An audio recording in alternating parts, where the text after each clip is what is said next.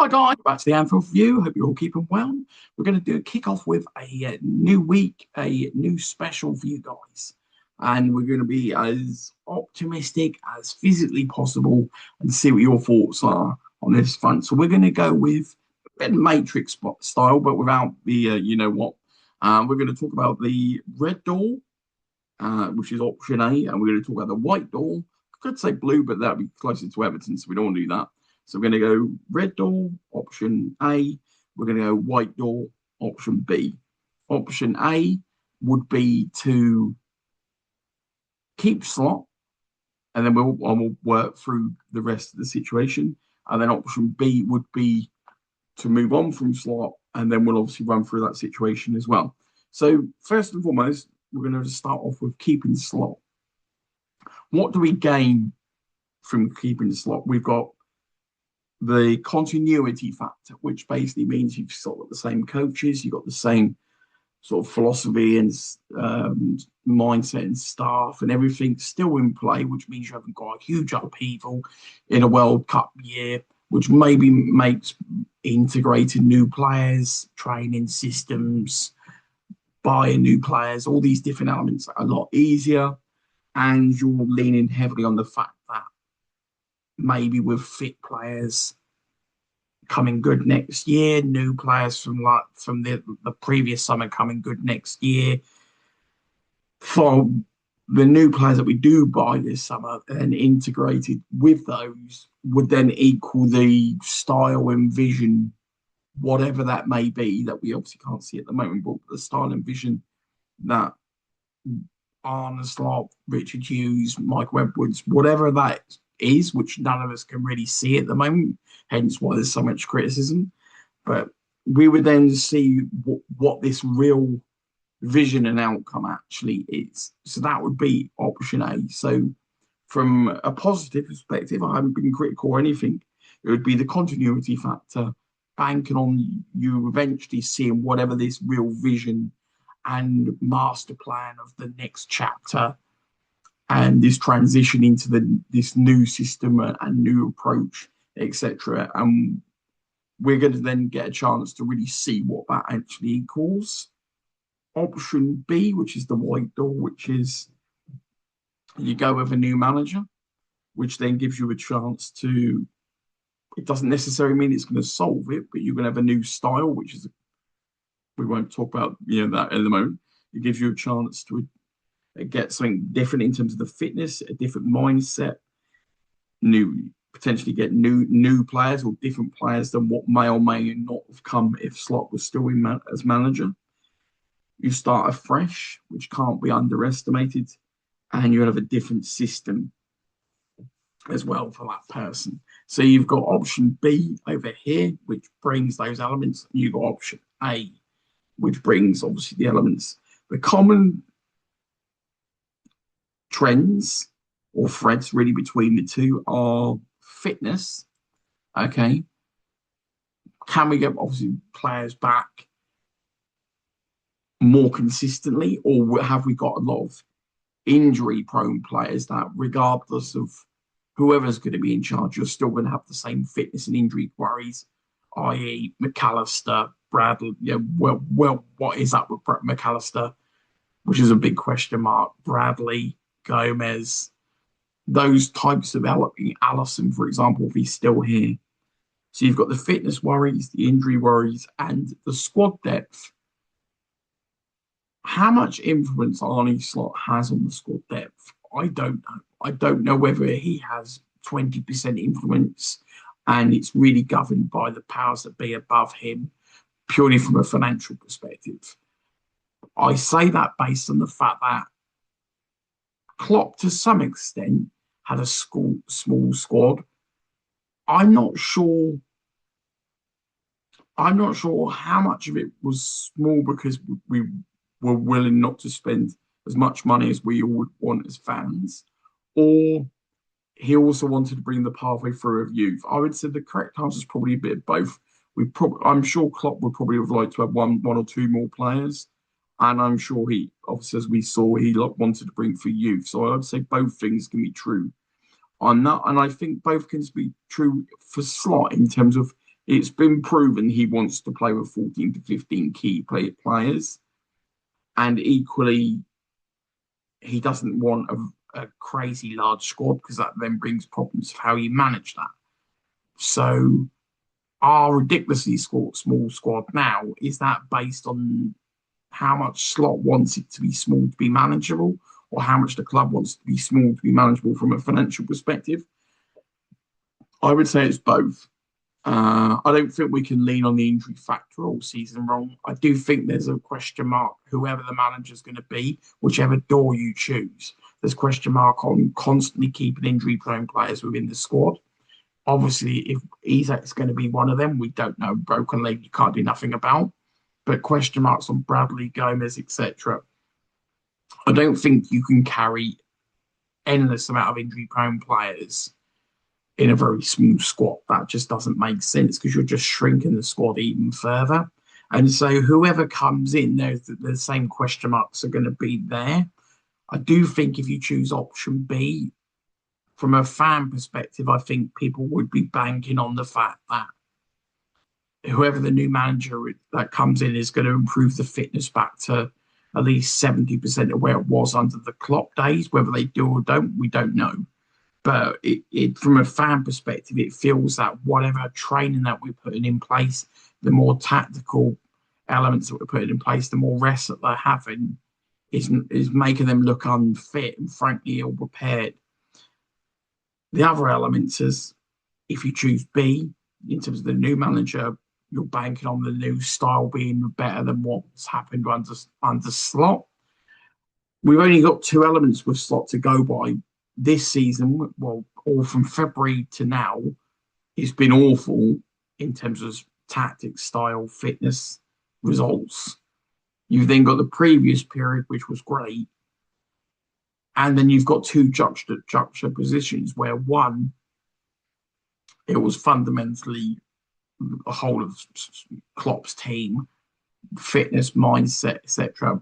But with his tactics, albeit there's only so much you can do with a team that's used to playing a certain way. So whilst he did slow us down, were a little bit more methodical. Equally, we still had players that could press, had pace, their fitness, etc., and the mindset. Now we're in a position with players with different mindsets, different fitness levels, a lot more technical. So I think moving forward, guys, whichever door you're looking to choose when it comes to the future for Liverpool, there's option A where people feel obligated, the club, whether it's because they don't want to have the hassle of changing the manager, whether it's because of loyalty, because he won the title, whether it's because they genuinely believe the Jota factor and the fact that Isak's been injured all season are enough to justify where we've ended up being. I will say, from an FSG perspective, they've always said from day one, the bare minimum was obviously getting into the Champions League. Okay, if we do get in the Champions League, we would have got in fundamentally because everybody else has been awful and not necessarily because we've really done anything. That will be my viewpoint. They may just go, well, ultimately the bare minimum is X. There was times that we didn't achieve that, but then equally we could be achieving it with fifth. So in that basis, we would have always pretty much achieved it. And so it's a tricky situation really for the club. My overall viewpoint is I have a definitive idea of what I would like, because my struggle, and I'm trying to say ultra positive, my struggle is if Arsenal does stay, for example, are we going to see a better style of football with new signings? Are we putting all our stock this summer on the 3 or 4 new signings coming in and whatever preseason that you get after the World Cup, rewriting the whole of this season? Bear in mind that Salah and Robertson are also leaving. Could be Allison, could be Gomez, could well be McAllister as well. There's a lot of question mark. It could be Canate.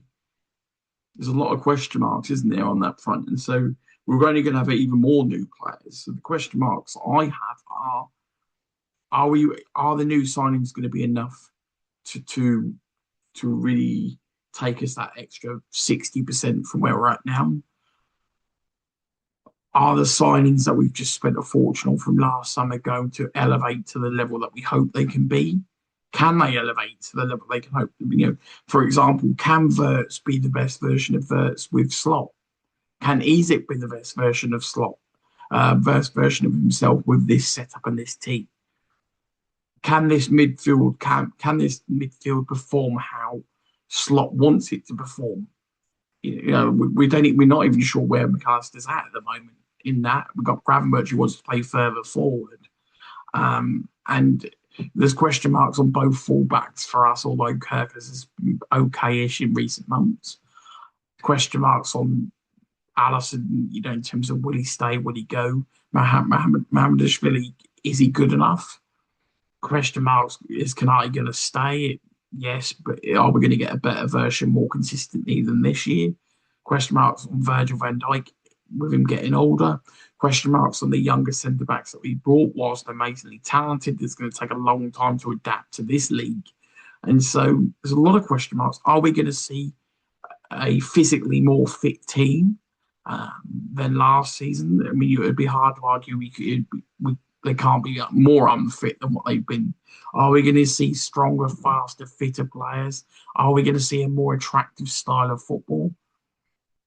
There's a lot of questions, isn't there, really, on the Arne Slot side? And let's be honest, it's very easy to say, well, of course there would be. He's the one who's been in charge for this nightmare of a season. And I'm just saying that the only reason you would keep Slot in is really continuity. Maybe if you've bought into a vision. As a fan, I can't even see what the vision is. I can't see the style or the vision of what we're trying to achieve. And whilst the club may do, but I can't. And so it'd just be continuity and the fact that he won a title the season before, and you're banking on the fact that you think he's a genius and can turn this around. And this season was a gigantic blip. It's a heck of a blip. If you've got to be ultra confident. I mean, I'm not confident he can turn it around. Even if I'm trying to be ultra positive and say you're a well beaten manager for winning the title for us, and we need continuity, and we're going to get phenomenal signings, and everybody's going to be fit next year. And my question marks when it comes to Slot are his tactics, his style, his mindset, his overall management of the squad. Are all of those elements all going to improve? That really is the question. I don't really have much of an appetite for the style that we're playing. One, because it's not entertaining. Two, it doesn't get results. And three, historically, the Dutch style of playing in terms of Dutch managers has never worked in the Premier League. Dutch players have, but the Dutch management style hasn't. And I just think that, look, you've got the red door and the white door, and the white door, look, it's always one that you're going to criticise, one that you've already got more than one that you don't know. All I do know is that you could make a case that, well, whatever style we play can't be any worse than what we've played this year. I think you can't argue that. We literally cannot play any worse than we've played this year. So whoever comes in the styles can only be better. We can't be any more fitter. It's impossible to not improve our fitness. It's impossible to not improve our fitness. We've been that unfit. I don't think we can have a worse mindset than this year based on the backdrop of obviously the devastation of losing Jota, and then the very fact that everything that could go wrong has gone wrong pretty much all season. You would hope that we would have the knowledge to get, after last season, to really make sure we get the right players to really get the best out of the ones that we've just bought. I think starting afresh, you can never hold to really underestimate. And it'd be great to hear your thoughts, guys. There's a bit of a special to look, the red door, the white door. Which door would you choose?